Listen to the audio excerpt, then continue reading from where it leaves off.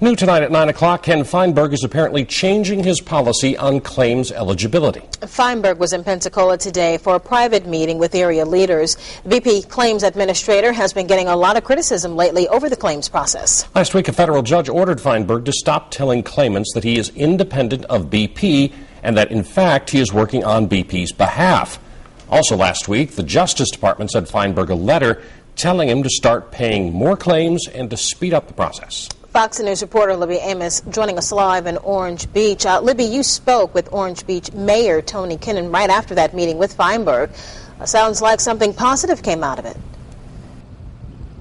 Bob and Lanice, Mayor Kinnan said for the first time since the oil spill disaster began that he feels Ken Feinberg was, quote, humbled. He said that, as many of you remember, Mayor Kinnan has stayed on Feinberg relentlessly through this whole process to start paying more claims to people who have been affected by this spill.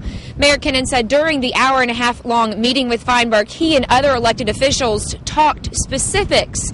And one of Kinnan's main points on claim eligibility was well received by Feinberg. Specifically, the issues were timely payments that were too small, ineligible claims or folks who were declared ineligible, the final payment being too small, not adequate, and not appropriate, and other issues about transparency. Orange Beach Mayor Tony Kinnan says the reconsideration of eligibility is finally being addressed by Ken Feinberg. Mr. Feinberg's position was that you had to have a link to the beach to be eligible. And we've said no. If you can document loss due to British Petroleum's error, then you should be compensated. Kinnan says today Feinberg finally agreed to that argument. That comes as great news to people who were originally denied, like Don White. I was just turned down with a blank form letter says I wasn't directly affected and didn't have right to make a claim. White owns this shopping center in Orange Beach. Most of his tenants can't pay the rent. Some of the guys are paying half. Some of them have got claims from Feinberg and have caught their rent up. But some of them say every month, I'm waiting on a check, I'm waiting on a check. When we told White about Feinberg's agreement, he said he would be refiling immediately. It's a ray of hope, and hopefully he has, maybe he can prove some things he's been saying all along and re-justify some of the things. If they deny us, that's fine on the right basis, not just say that I wasn't affected, because we're affected. Everybody's affected in this town.